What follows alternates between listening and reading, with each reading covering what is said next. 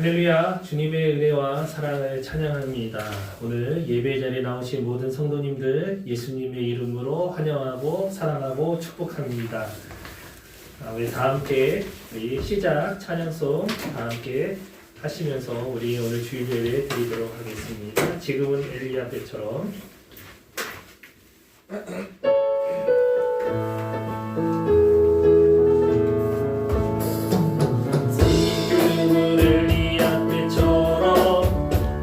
주 말씀이 선포되고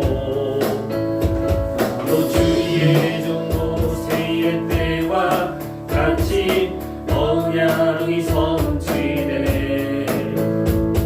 비록 전쟁과 기근과 핍박 환난 날이 다가와도 우리는 광야에 외치는 소리 주의 주님 구름 타시고 같이 오시네. 모두 외치세. 이는 은혜의 해니 시온에서 구원이 임하네. 또 에스겔의 환상처럼 마른 뼈가 살아나며 또 주의 정당이 있을 때와 같이 예배가 회복되네. 주수할 때가 이르러 들판을 이어졌네. 우리는 주수할 일꾼 되어 주 말씀을 선포하리. 보라 주님 하시고 나팔 불 때에 다시 오시네. 모두 외치세. 이는 은혜의 해니 시온에서 구원이 임하네. 보라 주님 보라 주님 구름 타시고 나팔 불 때에 다시 오시네. 모두 외치세. 이는 은혜의 해니 시온에서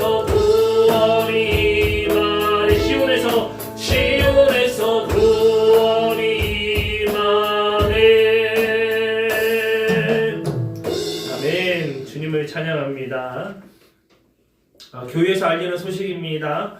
2021년 표어는 아버지여 고쳐 주소서. 하나님 아버지의 치유하심과 새롭게 하심의 은혜를 경험하는 한 해가 될 줄 믿습니다.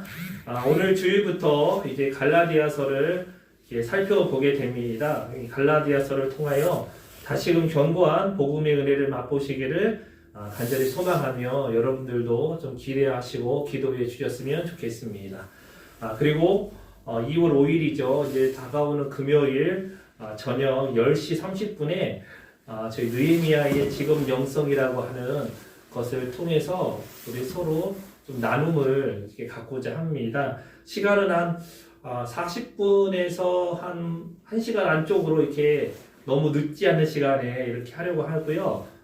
이것은 이제 자원하는 사람들 이렇게 해주셨으면 좋겠습니다.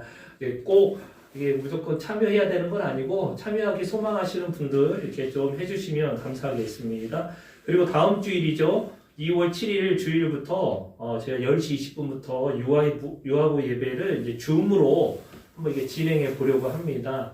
그래서 이번 한 주간 또 여러 가지 준비를 해야 되는데 잘 준비가 될 수 있도록 해주시고 그 주중에 이제 내일 정도의 우편으로 아이들 이제 그 교재를 가정에 이제 우편으로 이제 보내려고 합니다. 그래서 여러분들 좀 잘 준비해 주시고 저희 또 기도해 주셔서 유아부 예배가 또 줌으로도 이렇게 잘 진행될 수 있기를 여러분 함께 도와주셨으면 좋겠습니다.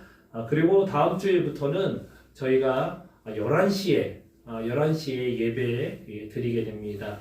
그래서 어린이 줌 예배가 10시 20분부터 해서 한 15분 내지 20분 하면 한 40분 정도면 마무리가 될 것 같고요. 그 다음에 11시에 저희 본 예배는 또 이제 유튜브로 이렇게 송출하도록 하겠습니다.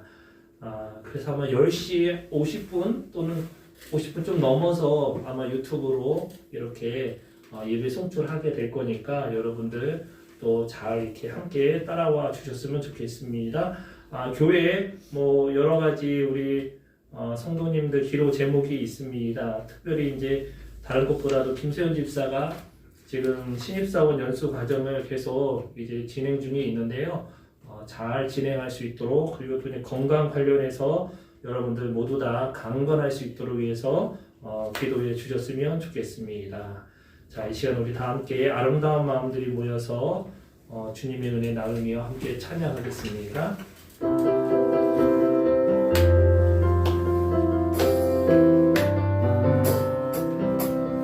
아름다운 마음들이 모여서 주의 은혜 나누며 예수님을 따라 사랑해야지. 우리 서로 사랑해. 하나님이 가르쳐준 한 가지, 내 이웃을 내 몸과 같이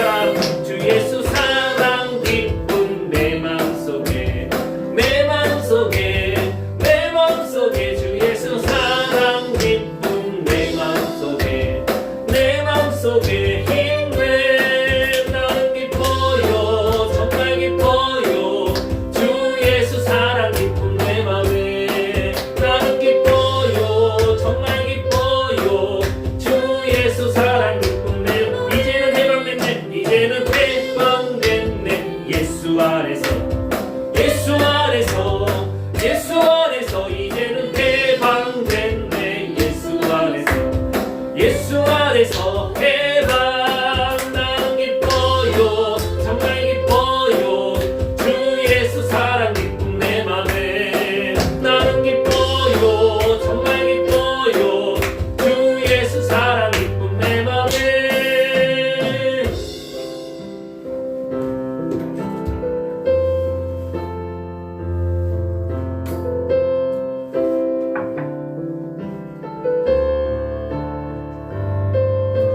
거룩하신 성령이여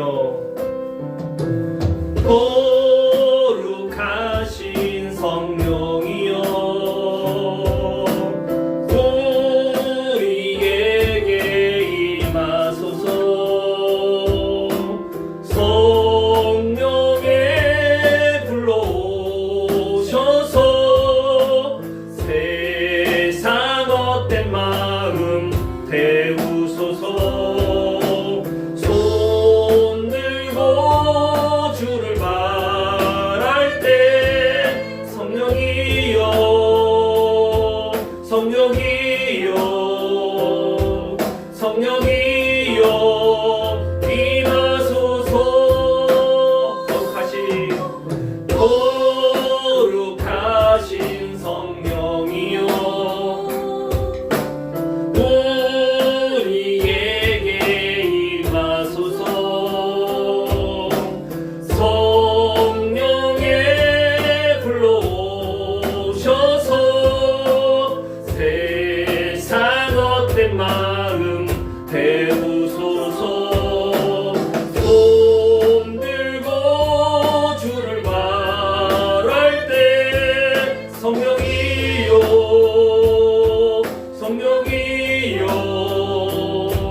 성령이여 임하소서 거룩하신 성령이여 거룩하신 성령이여 우리에게 임하소서 성령에 불러오셔서 세상 헛된 마음 태우소서 손 들고 주를 바랄 때 성령이여 성령이여 성령이여 임하소서 손 들고 주를 바랄 때 손 들고 주를 바랄 때 성령이여 성령이여 성령이여 임하소서 능력의 이름 예수 권능의 이름 예수 모든 강력을 파하는 예수 생명 되신 예수 치유의 이름 예수 치유의 이름 예수 용서의 이름 예수 자유 주시는 그 이름 예수 생명 되신 예수 거룩한 이름 거룩한 이름 예수 빛을 주는 예수 모든 이름 위에 뛰어난 예수 생명 되신 예수 능력의 이름 예수 이름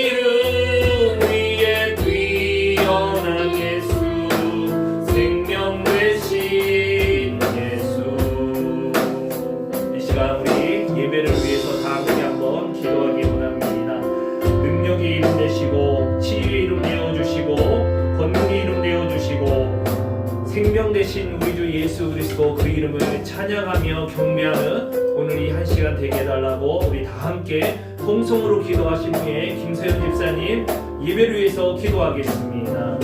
할렐루야. 우리의 왕이시며 구주이시며 능력자이시며 전부가 되어주신 예수 그리스도 그 이름을 찬양합니다. 오늘 귀하고 복된 주님 앞에 나와 예배하게 하시고 또 아버지 하나님 이 어렵고 힘든 환난의 때에 주님 앞에 예배드리며 믿음으로 승리하기를 소망하는 모든 성도들 위해 성령님 기름 부어 주시옵고 그들의 마음 가운데 주님의 위로와 평강이 넘쳐나게 하여 주시옵소서. 이 시간 주님 앞에 나왔습니다. 아버지 하나님 말씀하여 주시고 찬양할 때 우리의 마음이 뜨겁게 하시고 우리의 심령 가운데 주의 평강 하늘의 복으로 함께하여 주시옵소서. 오늘 이 한 시간을 통하여 오직 예수 그리스도 그 이름만이 존귀케 되기를 소망합니다. 주여 홀로 영광 받아 주시옵소서. 우리의 전부가 되어주신 우리 주 예수 그리스도 그 이름을 찬양하며 송축합니다. 모든 영광을 살아계신 주님께 올려드립니다. 아멘.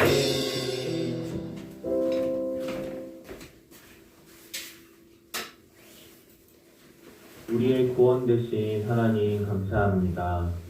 이번 한 주도 주의 은혜와 주권 아래서 우리의 삶을 살아내고 교회 공동체로 모여 함께 예배합니다.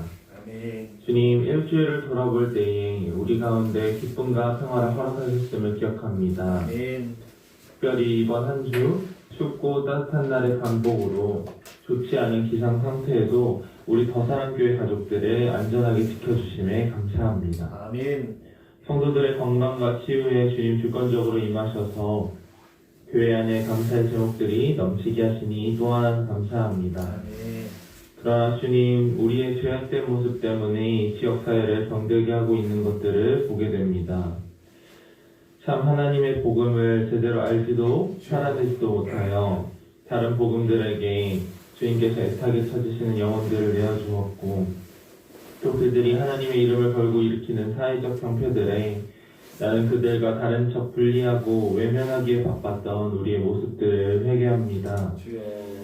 주님이 어려운 때에 예수님의 사랑이 필요한 자들을 찾아 나아가게 하시고 코로나로 지친 사회를 위로할 수 있는 지혜 또한 허락하셔서 이 땅 가운데 예수님께서 맡기신 사역들을 잘 수행하도록 인도하여 주옵소서. 아멘. 오늘 말씀을 듣습니다. 말씀 선포하시는 김영환 목사님을 주님 붙들어 주셔서 승리의 말씀 바른 복음으로 성도들을 이끌어 주시고 하나님의 복음의 말씀에 압도되어 이번 한 주를 주 안에서 주의 뜻 안에서 사는 귀한 삶 되도록 주님 이끌어 주옵소서. 아멘. 감사드리며 예수님의 이름으로 기도드렸습니다. 아멘.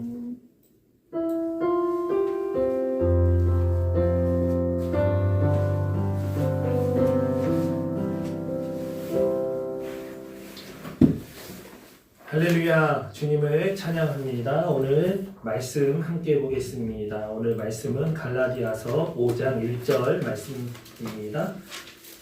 갈라디아서 5장 1절 말씀, 한 절 말씀 되겠습니다. 우리 성도님들 다 찾으셨으면 저희가 같이 한 목소리로 읽도록 하겠습니다.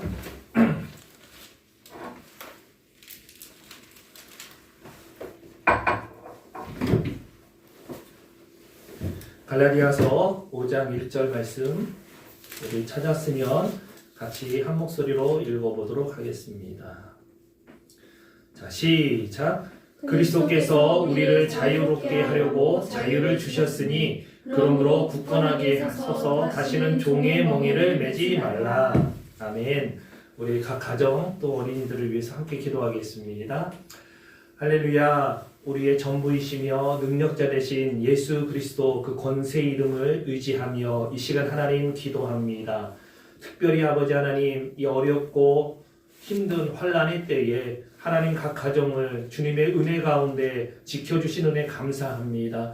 우리 어린아이들 주님 기억하여 주셔서 하나님 치료받고 또 이제 어린이집에 가고 또 이제 부모와 함께 있을 그 모든 시간들 가운데 아버지 하나님께서 이들에게 성령의 충만함으로 기름 부어 주시고 주의 말씀이 그 마음에서 살아 움직여 역사하게 도와주시고 아버지 하나님께서 친히 이 코로나19 가운데 하나님 어린아이들을 지키시고 보호하시고 인도하여 주시옵소서. 특별히 아버지 하나님 기도하며 또 이제 여러 가지 소원을 아뢰드리는 집사님들 계십니다. 그 가정 가운데 주여 기도에 응답이 있게 하여 주시고 필요를 채워 주시옵고 하늘의 신령한 위로와 복으로 가득 차게 하여 주시기 원합니다. 성령 하나님 특별히 일터에서 일하시는 우리 집사님들 하나님 기억하여 주셔서 그 일터에서 하나님 지혜롭게 하시고 또 많은 사람들에게 인정받게 하시고 또 하나님 그 일터를 통하여 하늘의 복이 넘쳐나게 하시고 많은 사람들에게 예수 그리스도의 사랑과 위로를 전가할 수 있도록 축복하여 주시옵소서. 또한 맡겨진 모든 일들 또 믿음 안에 잘 감당할 수 있도록 지혜와 명철과 능력을 더하여 주시옵소서. 또 이제 가정에서 여러 가지 이제 가정 일들을 하고 있는 우리 집사님들 하나님 기억하여 주셔서 그 가정이 집사님들의 기도와 섬김으로 말미암아 평강 가운데 이룰 수 있도록 함께하여 주시옵고 그 가정이 사랑의 보금자리가 되어서 주님의 그 영광을 찬미하는 복된 가정 되게 하여 주시옵소서. 저희가 또 이제 하나님 앞에 모여서 함께 예배드리기를 소망합니다. 주여 이 모든 상황 가운데 하나님의 치유와 회복이 있게 하여 주셔서 아버지 하나님 앞에 함께 모여 예배드릴 때 더 큰 성령의 위로가 넘쳐나게 도와 주시옵소서. 각 가정마다 하나님 직접 찾아가셔서 오늘 이 예배 가운데도 성령님 충만하게 역사하여 주셔서 복되고 하나님 즐겁고 행복한 예배가 될 수 있도록 인도해 주시옵소서. 이 모든 것 주께 감사드렸고 우리 주 예수님의 이름으로 축복하며 기도합니다. 아멘.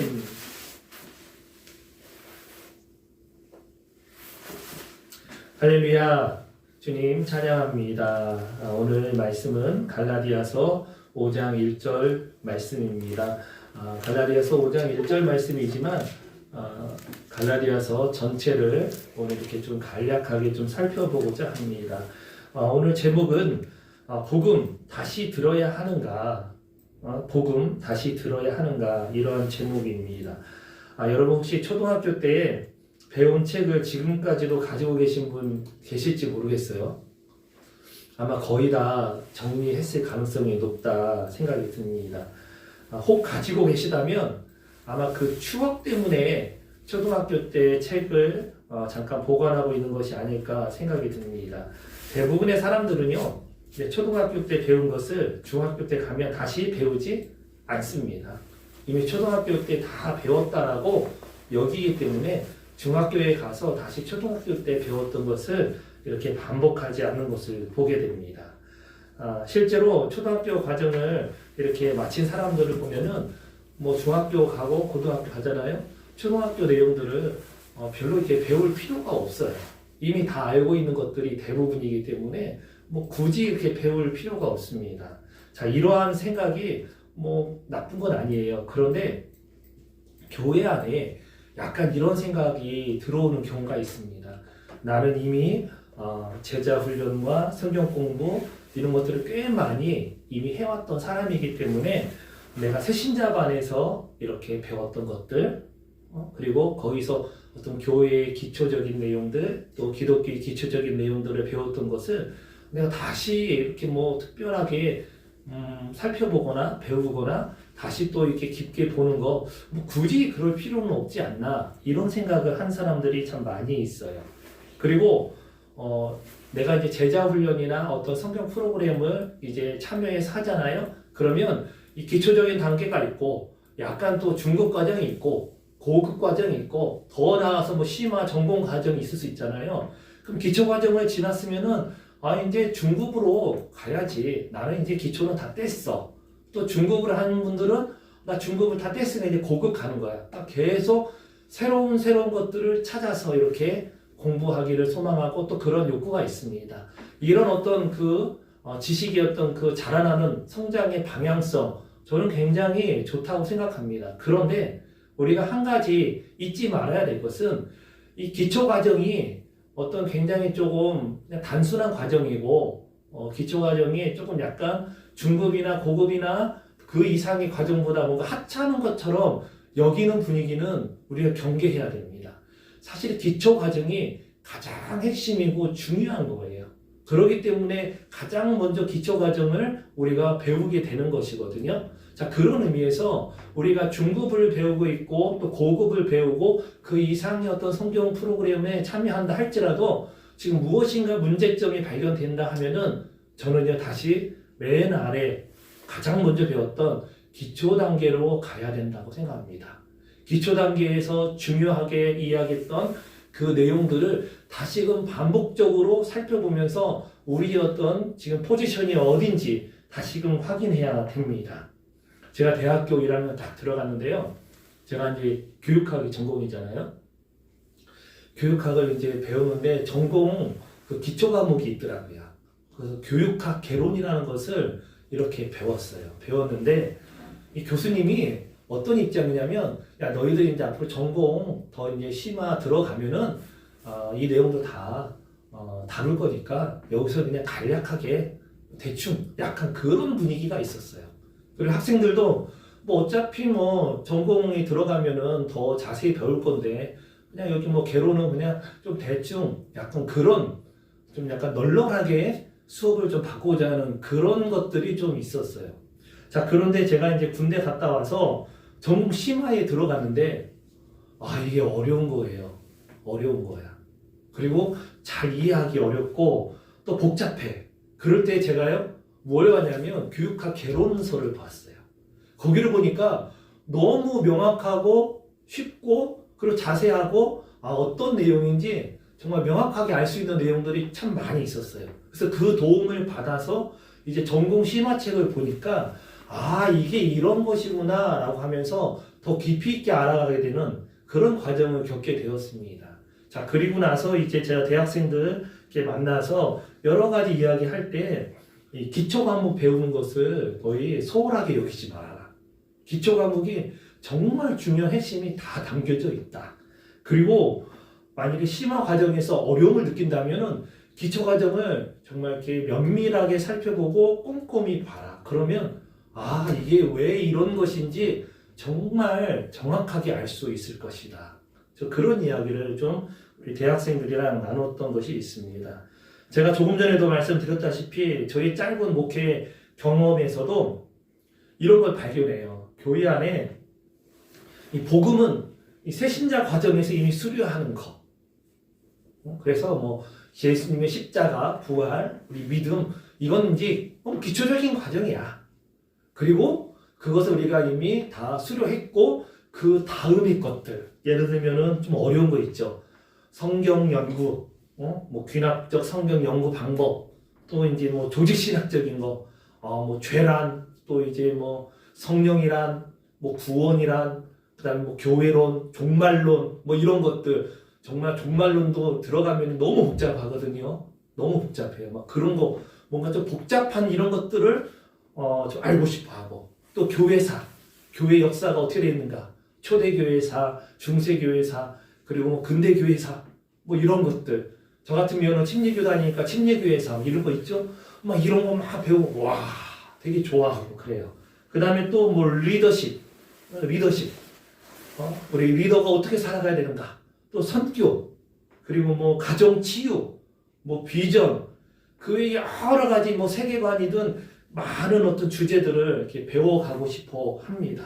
그리고 그런 것들을 배울 때 만족감을 느껴요. 근데 여기에서 우리가 조금 조심해야 될 건 뭐냐면은 그러한 것들을 이렇게 좀 배울 때 이것이 더 중요하고 더 가치 있는 것이다라고 여기려고 하는 그 풍조가 있어요. 그리고 내가 맨 처음에 배웠던 그 예수 그리스도의 복음 있죠? 예수님의 십자가와 부활. 이것은 뭐 기본이잖아. 이렇게 깔고 가는 거야.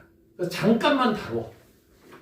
잠깐만 다루고 우리가 원하는 거, 내가 알고 싶은 것, 이것에 더 많은 관심을 갖고 그게 더 중요하다라고 생각하는 그런 풍조가 교회 안에 있다는 거예요. 복음? 나 이미 알고 있어. 그리고 오늘 또 십자가 부활 믿음 이야기야? 오늘 설교 제목 보니까 이미 다 윤곽이 머리에 잡히는데 특별히 교회 생활을 오래 하신 분들일수록 그럴 수 있어요. 본문하고 딱 보면 제목 보면은 아 오늘 목사님 어떤 내용인지 대충 알아. 그렇지 내 예상을 빗나가지 않았어. 뭐 이런 식으로 끄떡이는 게 은혜가 돼서 끄떡이는 게 아니라 아 내 예상대로 이렇게 가는구나. 뭐 그런 식으로 여기는 분들이 종종 있다는 거예요. 그래서 다시금 내가 복음을 알기 때문에 굳이 다시 복음을 내가 듣고 배우고 묵상하고 알아갈 필요가 있는가? 뭐 그렇게 생각하는 분들이 있어요. 근데 굉장히 이러한 생각은요 성경과 배치되는 생각이라는 것을 여러분이 아셔야 됩니다. 왜 그러냐면 복음과 기독교 신앙의 최고의 정점을 전해준 사도가 누구냐면 사도 바울이에요. 그 사도 바울이 어떤 강조점을 가지고 이야기를 하고 있는지 우리가 잠시 보면 될 것 같습니다. 로마서 1장 15절에 보면 이런 말씀이 있어요. 그러므로 나는 할 수 있는 대로 로마에 있는 너희에게도 복음 전하기를 원하노라. 이 로마서는요 어떤 말씀이냐면 로마 교회를 향해서 보낸 사도 바울의 편지예요. 근데 이 로마 교회는 사도 바울이 개척하지 않았어. 사도 바울이 개척하지 않았는데 로마에 교회가 세워졌다는 소식을 듣고 그들과 교제하기를 원했던 사도 바울이에요. 그들과 교제하면서 서로 위로를 받기 원했고요. 또 신령한 은사들, 말씀도 나누고 성령의 어떤 역사와 은사들을 나누기를 소망했고 자 그런 과정을 통해서 성도들을 견고하게 세워주고 싶은 그 열망이 바울에게 있었어요. 그래서 로마서를 썼습니다. 그리고 로마서를 쓴 또 다른 이유는 뭐냐면 바울이 지금 이제 소아시아와 그리고 이제 마게도냐 이런 어떤 지역에 복음을 전했잖아요. 그런데 로마를 통하여 그 당시 땅끝이라고 여겨졌던 곳 바로 서바나거든요. 서바나 오늘날로 이야기하면 스페인이에요. 스페인 그 서바나 지역에까지 복음을 전하기를 원했어요. 그런데 그 서바나까지 가는 것이 여정이 길고 재정도 많이 필요하니까 로마 교회의 도움을 받아서 서바나 그 오늘날 스페인 지역까지 가서 복음을 전하기를 원하는데 너희가 같이 협력하기를 원한다. 이런 어떤 마음이 있었기 때문에 로마서를 썼습니다. 그리고 또 하나가 뭐냐면 바울이 이들에게 복음을 전하기 원했던 것이에요. 여기서 우리가 잠깐 생각해보면 로마에 있는 교회, 그 성도들, 그들은 이미 예수 그리스도를 구주로 믿고 교회를 이룬 사람들이에요. 15절에 보면은 로마에 있는 너희에게도 로마에 있는 너희가 누구예요? 그냥 일반 예수님 믿지 않는 로마 사람들을 이야기하는 게 아니고요. 로마 교회에서 예수 그리스도를 믿고 예배드리고 있는 성도들을 이야기하는 거예요. 근데 그들에게 복음 전하기를 원한다라고 했어요. 왜 사도 바울이 이런 이야기를 했을까요? 사도 바울이 이러한 이야기를 한 것은 내가 가지고 있고 내가 알고 있는 복음만이 진짜야. 너희들은 지금 복음의 어떤 그 얕은 수준을 알고 있는 거야. 그래서 내가 너한테 가서 진짜 알려줄게. 이러한 관점에서 이 이야기를 한 것은 아니라는 것이에요. 사도 바울이 이러한 이야기를 한 것은 뭐냐면 로마 교회 성도들도 이미 복음을 알고 있고 또 예수 그리스도의 십자가 부활 또 이 모든 내용을 알고 있습니다. 그럼에도 불구하고 사도 바울이 다시금 이들에게 복음을 전하기 원한다는 이야기는 뭐냐면 예수 그리스도의 십자가와 부활 그리고 그것을 믿음으로 의롭다함을 받는 이 모든 이런 내용들, 이 복음의 내용들이 가장 핵심이고 가장 영광스럽고 가장 소중하다는 것을 알기 때문에 반복적으로 더 깊이 서로 누리고 나누고 싶은 그런 마음이 있었던 것이에요. 그러니까 복음은 내가 예수님 구원 받을 때 그때만 필요한 것이 아니라 구원받은 이후에 우리 성도의 모든 삶 가운데 여전히 능력으로 역사하는 하나님의 은혜입니다. 그래서 다시금 우리가 복음을 들어야 돼. 우리가 날마다 복음을 새롭게 들어야 돼. 여러분 우리가 이제 밥을 먹잖아요. 아마 여러분들 가정 보면은 어제 먹은 밥이나 오늘 먹은 밥이나 이렇게 메뉴가 크게 차이 나지 않을 거예요. 뭐 약간의 반찬 조금은 차이 나겠지 모르지만 뭐 밥 이거 크게 차이 나지 않아요. 맨날 집밥을 주로 먹죠. 근데 여러분 1년 전에 먹었던 그런 밥도 크게 차이 나지 않아요. 그러다가 이제 가끔 너무 우리 집밥만 먹었어. 우리 좀 외식 좀 하자. 특별식 하자. 그럴 때는 뭐 다른 것도만 먹잖아요. 그럼 와 정말 맛있네 하고 와. 하지만 이제 집 나가서 생활하는 사람들이 제일 원하는 게 뭔지 알아요? 집밥이에요, 집밥. 집밥을 먹으면 너무 행복해. 우리 채은이도 기숙사 있다가 딱 집에 오잖아요. 그러면은 집밥이 너무 좋아. 채민이도 예전에 이제 학교에 있을 때 학교밥 먹다가 집에 오잖아요. 그러면 제가 잘 음식을 하지도 못해. 근데 챙겨주잖아. 그러면은 집밥이 좋다고 그런 이야기들을 하게 됩니다. 여러분, 우리가 날마다 예수 그리스도의 복음을 우리도 영적으로 먹어야 되는 것이에요. 먹어야 돼요. 그리고 뭐 가끔 가다가 특별식처럼 뭐 부흥회도 하고 세미나도 하고 뭐 수련회도 하고 그다음에 뭐 특별 집회도 하고 뭐 이런 걸 통해 가지고 또 우리가 약간의 특별한 영적인 양식들을 먹을 수도 있습니다. 하지만 진짜 우리에게 능력이 되고 소중한 건 뭐냐면 우리가 날마다 삶 속에서 또 주일 예배 가운데 예수 그리스도의 십자가와 부활의 권능과 은혜 이것이 정말 우리 영혼을 새롭게 하고 우리에게 영적인 사명감을 주고 또 우리 맡겨진 삶 속에서 넉넉히 승리하게 하는 권세라는 것이에요. 그래서 우리는 예수님을 믿고 구원받았기 때문에 복음이 우리에게 더욱더 필요하다 이렇게 생각이 듭니다. 그러니까 그렇죠. 어린아이가 그 뱃속에 딱 있을 때 엄마가 그렇게 필요하잖아요. 엄마가 잘 돌봐야 되잖아요. 그 생명을 위해서. 근데 막상 딱 태어났어. 그럼 엄마가 필요 없는 게 아니에요. 이제 엄마의 손길이 더욱더 필요한 것처럼 우리가 복음으로 우리가 생명이 잉태되었어요. 그리고 이제 예수 그리스도 안에서 우리가 거듭났습니다. 그러면 그 복음으로 우리가 더욱더 주님 앞에 우리가 보호를 받고 그 은혜를 체험하며 살아가야 되는 것이에요. 그렇기 때문에 교회에서 예수 그리스도의 십자가와 부활 그리고 그것을 믿는 믿음 그리고 말씀 이런 것들을 계속 강조할 수밖에 없는 거예요. 그것이 가장 하나님이 원하시는 것이고 우리 가운데 가장 필요한 것이고 우리 가운데 가장 능력이 되는 복음의 핵심이기 때문에 그렇습니다. 여러분 이것을 사도 바울이 너무나 잘 알았어요.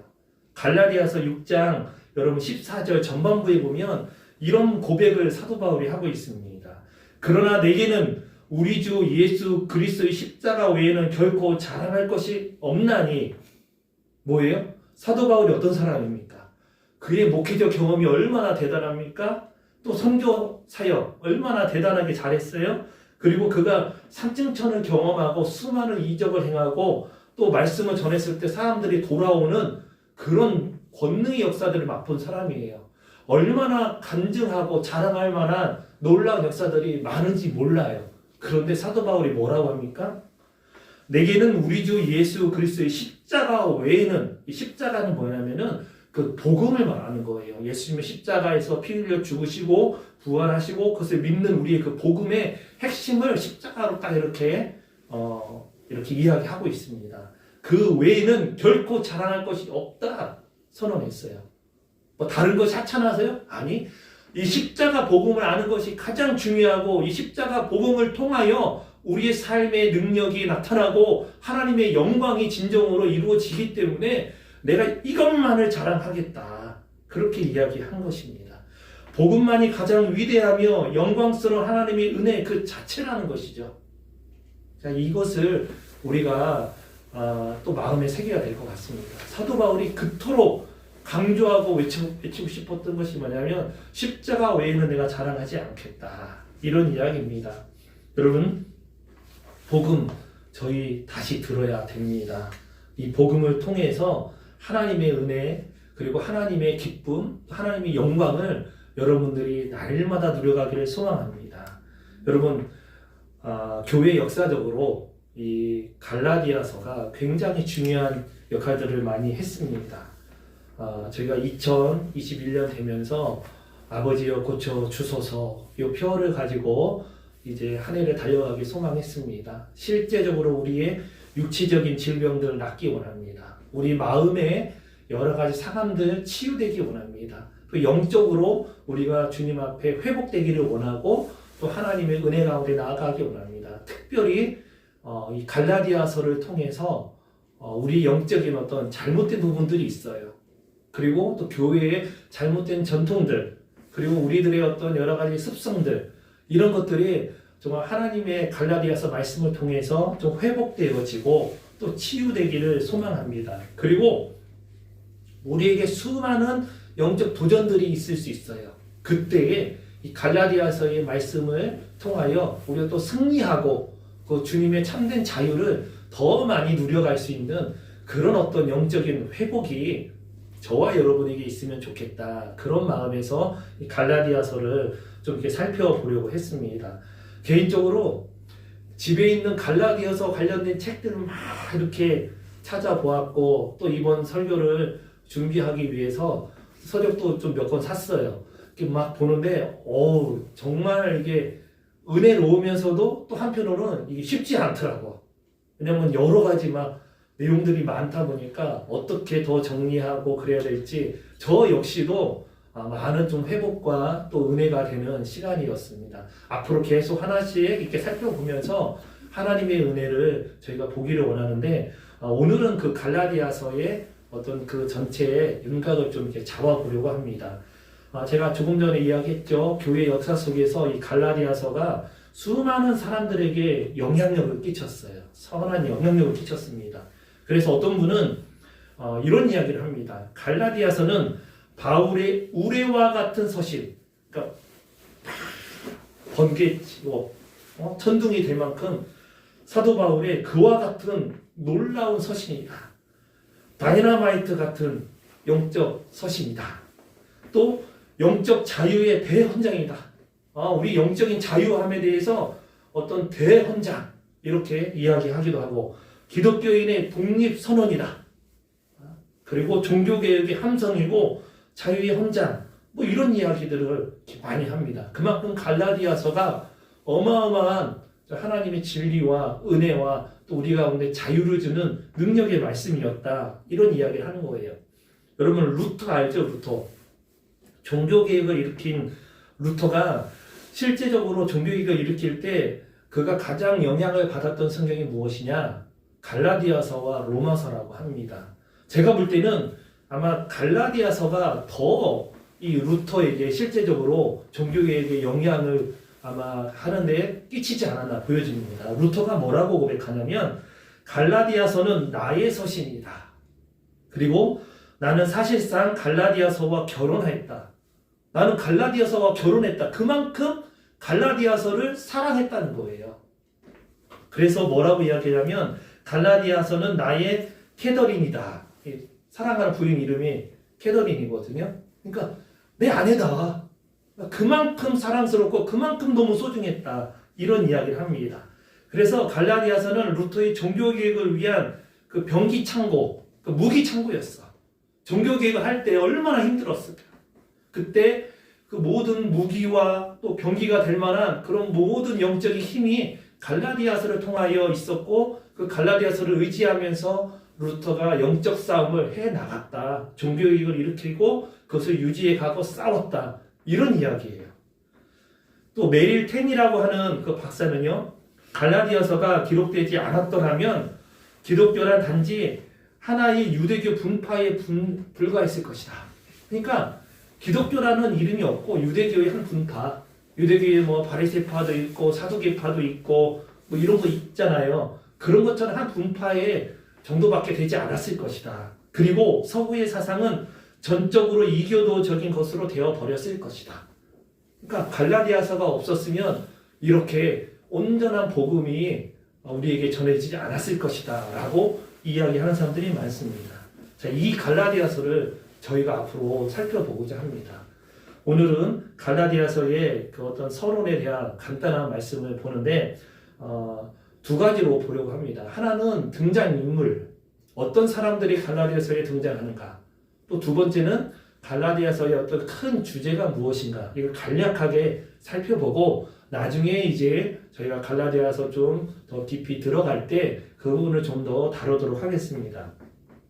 갈라디아서에 등장하는 주요 인물, 첫 번째는 사도 바울이고요. 두 번째는 갈라디아 교회 사람들, 세 번째는 그 복음의 어떤 반대하는 사람들이 있어요. 갈라디아 사람들을 이렇게 미혹시키고 그들을 현혹시켰던 사람들이 있습니다.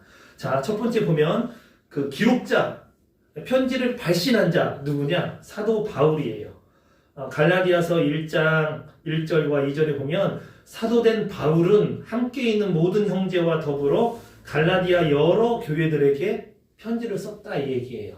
그리고 6장 12절에 보면 내 손으로 너희에게 이렇게 큰 글자를 쓴 것을 보라.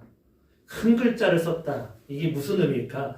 사도 바울이 이게 눈이 좀 안 좋았어요. 그런 의미도 되겠고 또 하나는 강조했다. 그리고 내가 직접 이 모든 것을 썼다. 이런 어떤 사인 같은 어떤 권위를 부여하는 그런 내용일 수도 있습니다. 어쨌든 이 갈라디아서는 사도 바울이 썼어요. 그러니까 성경 자체는 성령님의 감동으로 기록된 거거든요. 그 인간편에서의 기록자가 누구냐? 각각의 사람들 있죠. 갈라디아서는 사도 바울이 기록을 했고 이 편지를 갈라디아 사람들에게 보냈다. 그래서 발신자다. 이렇게 이야기합니다. 그러면 두 번째 수신자인데요. 수신자는 갈라디아 사람들이에요. 갈라디아 사람들인데 1장 2절에 보면 갈라디아 여러 교회들에게. 자, 갈라디아가요. 그냥 어느 한 도시 이름이 아니에요. 여러분 주보 표지를 보세요. 제가 지도를 이렇게 실었는데 저기 보면은 동그랗게 두 부분이 있거든요. 그리고 그 두 부분 모두가 다 갈라디아라는 하는 지역이에요. 자, 근데 갈라디아는요, 터키 중앙 부근에 있는 그 어떤 넓은 지역을 일컫는 지방 이름인데, 본래 이제 유럽의 서쪽에 보면은 고올이라고 하는 그 지역에 있었어요. 그 지역에 켈트족이라고 하는 그 민족이 있었는데, 그들이 이제 동쪽으로 이동하면서 오늘날 그 소아시아 평원, 중앙 평원 지역에 정착을 했습니다. 그게 한 BC 3세기경 된다고 합니다. 그때 정착해온 그 사람들을 이 갈라디아인 이렇게 이야기했어요. 그리고 그들이 있는 그 지역을 갈라디아 지역 이렇게 불렀던 거예요. 자, 이들이 이제 로마에 나름대로 이제 정복이 당했지만 자치권을 또 이제 로마에서 허용을 해서 계속 갈라디아 사람들이 이제 왕국을 유지했습니다. 그런데 이제 BC 25년에 그 갈라디아 왕이 죽은 이후에는 로마의 아우구스토 황제가 거기를 이제 완전히 이제 로마로 복속을 시켜가지고 그곳을 이제 갈라디아를 이제 하나를 또 형성했고 그 남쪽 원래 갈라디아가 있는데 거기에서 남쪽 지역으로 또 영역 지역을 또 확장을 했어요. 확장을 해서 거기도 역시 갈라디아다 이렇게 이름을 붙였어.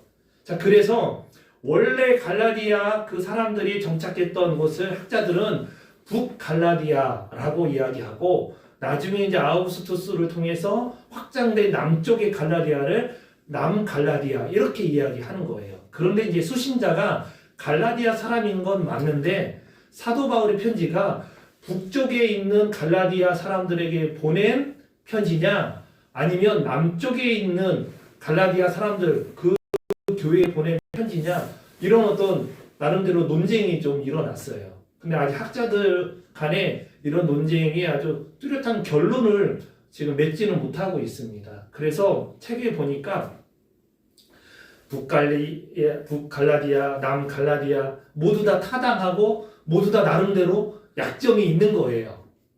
근데 그런데 학자들이 대체적으로 그래도 이 남갈라디아 아마 이쪽이 아닐까 보여집니다. 남갈라디아 지역은 사도 바울의 전도여행 1차, 2차 그때 방문하고 전도했던 곳이고 북갈라디아는 사도 바울이 2차나 3차 그때 아마 이렇게 방문했을 것이다.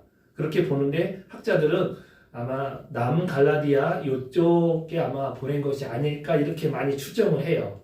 그리고 남갈라디아서를 지지하는 사람들은 사도 바울이 한 AD 48년이나 49년경에 그 시리아의 안디옥에서 기록한 것이 아닐까 이렇게 보고 그다음에 북갈라디아서를 지지하는 사람들은 사도 바울이 그 AD 53년이나 57년경 에베소 또는 고린도, 마게도냐 뭐 이런 곳에서 갈라디아서를 쓰지 않았을까 생각을 합니다. 근데 저 개인적으로는 남갈라디아서를 조금 지지하지만 기록 연대는 사학자들이 이야기하는 그 48년 9년경으로 좀 보지 않고 개인적으로는 한 53년경 에베소에서 아마 기록하지 않았을까 저는 개인적으로 그렇게 이렇게 좀 보고 있습니다.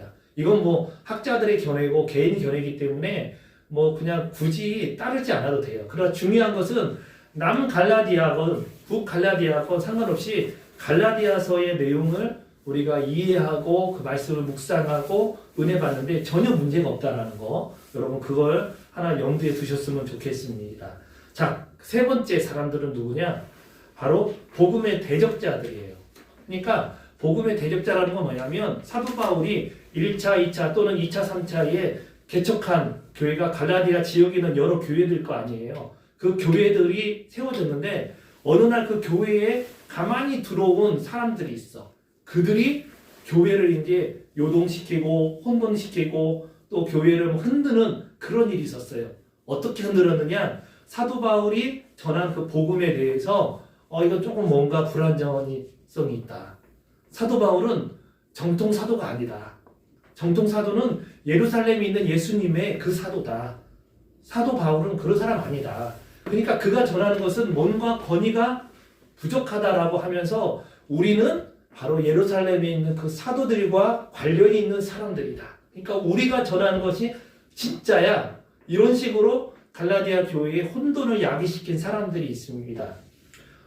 성경에는 뭐 이들이 어떤 사람들이라고 명확하게 나오지 않지만 저는 이제 이런 부분에 대해서 이들은 율법주의자다. 그러니까 예수 그리스도 그분을 믿음으로 충분하지 않다. 너희가 율법을 행해야 된다. 특별히 할례를 받아야 된다. 유대인과 같이 할례를 받아야 되고 할례를 받지 않으면 너희의 구원이 이루어지지 않아. 예수님 믿어도 뭐 이런 식으로 이야기하니까 얼마나 큰 혼돈이 야기됐겠습니까?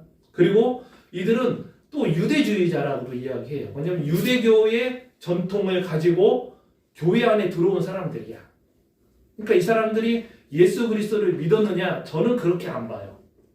예수 그리스도를 믿은 것이 아니라 유대교의 한 분파로서 어떤 이 예수라는 그 사람을 통하여 그들의 제자를 통하여 어떤 형성된 하나의 어떤 그런 분파적으로 생각을 한 거야. 그러니까 유대교에 대한 여러 가지 교리들을 증거하는 거예요. 이들은 예수님을 믿지 않는 거야. 그냥 자기들은 유대교를 전하고 유대교의 한 분파로서 이렇게 소속감을 가지려고 하는 것뿐이지 예수 그리스도의 개인의 구주를 믿지 않는 사람들이야. 그래서 유대주의자라고 이렇게 이야기하는 거예요. 그리고 또 이 사람들은 바울이 전한 그 복음의 메시지 있죠. 이거에 대해서 반대하는 거예요. 바울이 뭐라고 했냐면 우리는 남자나 여자나 종이나 자유자나 모두가 다 예수 그리스도를 믿음으로만 의롭다함을 얻는다. 그리고 다른 방법으로는 의롭다함을 얻을 수 있는 길이 없다. 이렇게 복음을 전했거든요. 근데 이들은 뭐라면 바울에 대해서 싫은 거야. 아니야. 예수 그리스도도 믿어야 돼. 그런데 율법도 지키고 할례도 행하고 유대교의 방식을 따라서 이렇게 다 지켜야 돼. 그래야 완전한 거야. 자, 그런 의미에서 이 복음의 반대자들 율법주의자, 유대주의자, 바울주의자 이렇게 보시면 되겠습니다. 성경에 보면은 갈라디아서 보면은 많이 나와요. 어떤 사람들이 너희를 교란하여 그리고 가만히 들어온 거짓 형제 그리고 누가 너희를 빼더냐 이런 이야기도 하고요. 너희를 요동하게 하는 자 그리고 어지럽게 하는 자들 이런 표현으로 계속 이 갈라디아 교회와 바울을 반대한 사람들에 대해서 많은 부분 곳곳에 언급되어지고 있습니다. 자, 이제 갈라디아서의 어떤 주요 주제를 좀 보는데요. 첫 번째는 이 사도권의 변호야. 사도 바울이 나는 하나님이 예수님이 직접 세워주신 사도다. 그러기 때문에 내가 전한 이 모든 말씀들은 내 말이 아니라 예수님의 말씀이고 하나님의 진리의 말씀이다. 나는 사람에게서 나지도 않았고 사람으로 말미암아 되지도 않았고 오직 예수 그리스도와 하나님으로 말미암아 된 사도다. 그러니까 이 자신의 사도권에 대해서 굉장히 변호를 하게 되는 거예요. 여러분 세상도 그러죠. 뭐라고 이야기하냐면 메시지를 부정하고 싶으면 그 메신저를 공격하라고 그래요. 그러니까 메시지 내용을 거부하고 반대하고 싶잖아요. 그러면 메신저의 약점을 파고 들어올 거야. 사도 바울이 전했던 이 복음의 메시지가 싫은 거예요.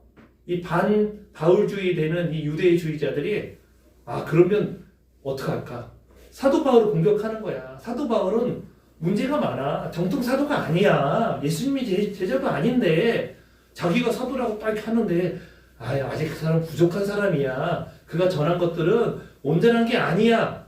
그는 문제가 많은 사람이야. 라고 자꾸 사도 바울의 사도권에 대해서 공격을 해옵니다. 자, 그러니까 갈라디아 성도들에게 나의 사도권에 대해서 사도 바울이 굉장히 격렬하게, 격정적으로, 감정적으로 이렇게 막 이야기를 하고 변호하고 있습니다. 이 내용이 바로 갈라디아서의 중요한 내용입니다.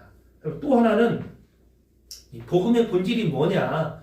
2장부터 4장에 나오는 그런 내용인데 여기 갈라디아서 2장 16절에 보면 사람이 의롭게 되는 것은 율법의 행위로 말미암음이 아니요 오직 예수 그리스도를 믿음으로 말미암은 줄 알므로 우리도 그리스도 예수를 믿나니 이는 우리가 율법의 행위로서가 아니고 그리스도를 믿음으로써 의롭다함을 얻으려 함이라. 율법의 행위로서는 의롭다함을 얻을 육체가 없느니라.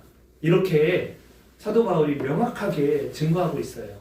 그러니까 복음의 본질이 뭐냐? 예수 그리스도 그분을 우리가 믿음으로 의롭다함을 얻는 거야. 그게 다예요. 예수 그리스도 믿는 그 복음 은혜에 어떤 플러스 알파로 하는 모든 건 다 아니라는 거야. 근데 이제 율법이라는 것을 계속 들고 나오기 때문에 너 율법을 행해야 되느냐? 그럼 구원을 받느냐? 율법을 우리가 존귀히 여겨야 되긴 하지만 그 율법은 선한 거예요. 하나님 주신 것으로 너무 귀한 거예요. 그러나 하나님의 뜻은 율법을 너희가 하나하나 지킴으로 구원이 되는 것은 아니라는 것이에요. 이런 어떤 복음의 본질을 사도 바울이 계속적으로 이제 변론하고 변호하고 변증하는 그런 말씀이 갈라디아서에 나옵니다. 율법은 그냥 몽학 선생이다. 몽학 선생이 뭐예요? 가정교사야. 가정교사. 이 어린아이를 잘 이끄는 그런 도움을 주는 그 정도 역할이지 이 율법 자체가 하나님의 구원을 주는 것이 아니다. 이걸 계속 강조하고 있습니다. 복음의 본질에 대해서 사도 바울이 강조했습니다. 그리고 나서 이제 5장과 6장 이 부분에 가서는 성도의 참된 자유함이 무엇인지. 그러니까 지금 이 유대주의자들이 지금 자신들이 갖고 있는 유대교의 전통들을 이렇게 막 내세우면서 갈라디아 이 이방 지역 사람들이잖아요. 잘 모르잖아. 모르는 사람들을 너 모르지? 이게 진짜야 라고 하면서 그들을 자기들 마음대로 이렇게 장악하고 다스리고 지배하려고 하는 그런 욕심들이 있는 거예요. 그러면서 그 성도들 그리스도께서 이미 그들을 자유롭게 하셨어. 그런데 그 자유를 엿보고 오히려 그 갈라디아 사람들을 종으로 삼으려고 하는 그런 악한 그런 계략들이 있는 것이에요. 자, 우리 오늘 읽었던 갈라디아서 5장 1절 보면 그리스도께서 우리를 자유롭게 하려고 자유를 주셨으니 그러므로 굳건하게 서라는 거예요. 다시는 종의 멍에를 매지 말라. 종의 멍에가 뭐예요? 유대교의 율법주의자들의 그런 멍에, 이것을 매지 마라. 다시금 그 율법주의의 멍에를 통하여 구원에 이르려고 하는 이 모든 시도를 포기하라. 그건 아니다라는 선언을 지금 바울이 하고 있는 것입니다. 성도들은 이미 그리스도 예수를 믿음으로 참된 자유를 누린 자다. 누가 우리의 자유를 빼앗아 갈 수 있느냐? 없다라는 거예요. 근데 왜 너희는 지금 그들에게 너희의 영적인 자유를 빼앗기고 혼돈 가운데 지금 고통당하고 있느냐? 이런 거예요. 자, 그리고 또 반대자들이 그래. 너희가 예수 믿었어. 그래, 좋아. 그런데 너희의 삶이 막 무분별한 거 아니야? 너희의 삶이 조금 이렇게 정갈되어지고 좀 뭔가 정리되어지고 그래야 되는데 너희만 이렇게 무분별하게 막 이렇게 사는 거 아니야? 뭐 이런 식으로 할 때 사도 바울이 뭐라고 하냐면은 바로 우리는 육체의 소욕을 따르지 않고 성령의 소욕을 따른다면서 성령의 열매에 대해서 쭉 이야기합니다. 그러니까 진정한 자유로운 그리스도 안에서 자유로운 존재들은 성령의 어떤 소욕을 따라서 성령의 인도하심을 따라 성령의 열매를 맺혀가는 거룩한 질서가 주어진다는 거예요. 그리고 서로 사랑으로 종로로 되라 이 얘기야. 율법의 어떤 종로릇이 아니라 예수 그리스도처럼 그 사랑의 종로릇으로 서로 즐거워하고 자원하면서 섬기게 된다. 이 모든 것을 가능케 한 것이 바로 예수 그리스도의 십자가 복음이다. 그래서 6장 14절에 나는 이 예수의 십자가 외에는 결코 자랑하지 않겠다라고 선언한 것입니다. 여러분, 성도의 자유는요, 세상이 이야기하는 자유와 다릅니다. 세상은 네가 하고 싶은 대로 해. 너 자유잖아. 그건 자유가 아니에요. 하나님이 우리에게 주신 자유는 예수 그리스도 안에서 발견되어지는 그 자유예요. 하나님이 우리에게 허락하신 자유.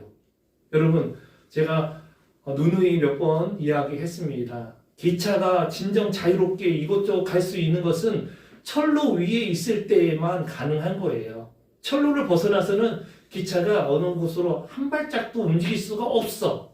그러나 철로 위에 있을 때는 기차가 너무 자유롭잖아요. 우리도 마찬가지야. 예수 그리스도의 십자가와 복음 위에 우리가 있을 때, 그 십자가와 복음 안에 있을 때, 부활의 권능 안에 있을 때 우리는 정말 영적인 자유를 풍성하게 누릴 수 있다 이 얘기입니다. 이 자유함이 성령의 열매로 쫙 우리 가운데 맺혀질 것을 우리가 사모하면서 소망했으면 좋겠어요. 이제 말씀을 마치면서 제 갈라디아서를 준비하면서 예수님이 직접 우리에게 들려주신 이 말씀이 생각났어요. 뭐냐면 여러분 잘 아는 말씀이에요. 요한복음 8장 32절이야. 진리를 알지니 진리가 너희를 자유케 하리라. 그래서 예전에 어떤 대학에 보면은 뭐 진리를 알지 진리가 너희를 자유케 하리라. 이 문구가 써 있어. 사람들이 막 보면서 진리? 내가 열심히 공부하면은 내 삶이 자유롭게 되나 해서 공부한 사람이 있어. 제가 그 기억이 있습니다. 군대 갔다 와서 어떤 우리 교수님은 아니고요. 외부에서 오신 강사님인데 그분이 막 이렇게 강의를 하시면서 뭐 기독교에 보면은 진리를 알지니 진리가 너희를 자유케 하리라 하는데 도저히 이게 뭔지 모르겠다. 진리가 뭔지 모르겠다. 막 그러시는 거예요. 그래서 제가 용기 내서 수업 끝나고 가서 교수님 그 진리가요 학문이나 철학이나 이런 깨닫는 것이 아니고 예수님 그분을 이야기하는 것입니다 했더니 이렇게 쳐다보더라고. 이게 또 뭔 소린가? 예수 그리스도 그분을 아는 것이 진리예요. 그분 안에 거하는 게 진리야. 그 자체가. 그래서 그 예수 그리스도 안에 거한 자가 진정한 자유를 누릴 수 있다.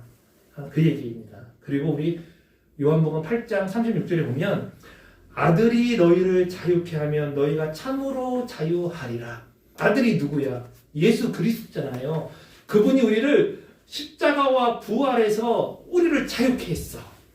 그 예수를 구주로 믿는 자마다 이제 모두가 다 자유케 되고 자유를 누릴 수 있는 거예요. 이 자유를 누가 우리를 억압을 하고 이 자유를 누가 못 누리게 하게 하느냐 이 얘기예요. 여러분 어느 누구도 우리의 이 영적 자유함을 이렇게 못 누리게 할 만한 존재가 없어요. 그렇기 때문에 여러분이 주 안에서 이 놀라운 이 자유를 누리며 승리할 수 있기를 간절히 소망합니다. 갈라디아서에 대해서 앞에서도 이야기한 부분이 있지만 어떤 사람은 또 이런 이야기를 합니다. 십자가 복음에 대한 재천명이다. 그러니까 복음의 핵심을 재천명한 서신이고 또 바울의 십자가 서신이 갈라디아서다 이렇게 이야기합니다. 여러분 정말 우리 다시 한번 갈라디아서를 통해서 우리의 어떤 마음과 영적으로 잘못되어진 부분들이 여러분 새로워지고 회복되어지고 치유되고 고침받기를 간절히 소망합니다. 그리스도 안에서 누리게 되는 이 귀한 자유를 우리가 주님 안에서 풍성히 누려갈 수 있기를 간절히 소망합니다. 이 시간 우리 함께 찬양 오 자유 찬양하시면서 헌금하도록 하겠습니다.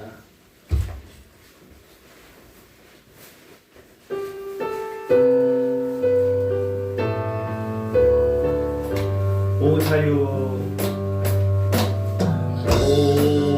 오 자유 오 자유 나는 자유하리라 비록 헛내였으나 나는 이제 돌아가리 자유 주시는 내 주님께 오 자유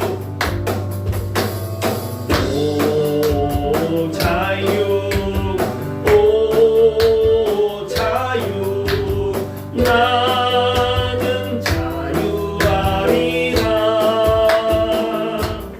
비록 헛내였으나 나는 이제 돌아가리 자유 주시는 내 주님께 오 자유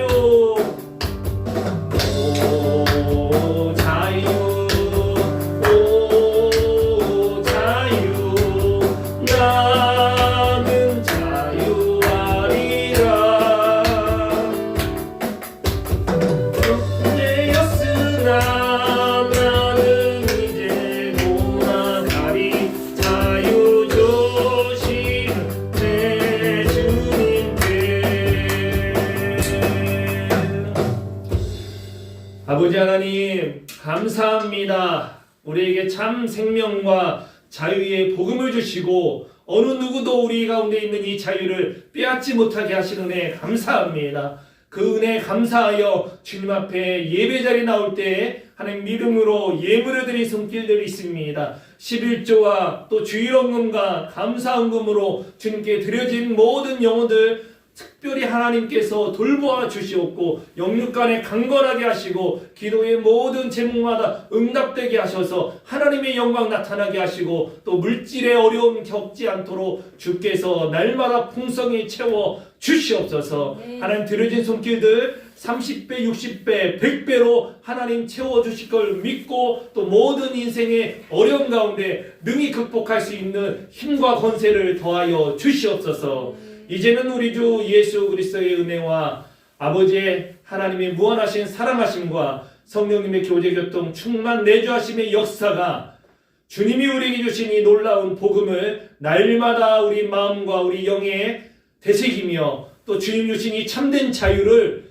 더욱더 풍성히 누려가기를 소망하고 그 자유를 따라서 주님과 동행하기 원하는 우리 사랑하는 더사랑교회 모든 성도들과 그 가정과 또 일터와 그리고 우리의 모든 일생 위에 그 이 나라 민족과 열방 위에 지금부터 영원토록 함께 있을지어다.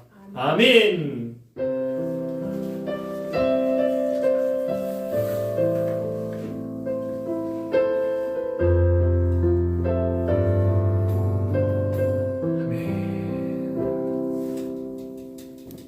네, 할렐루야. 주님을 찬양합니다. 우리 45분에 저희 줌으로 저희 교제하도록 하겠습니다. 45분 저희 같이 줌으로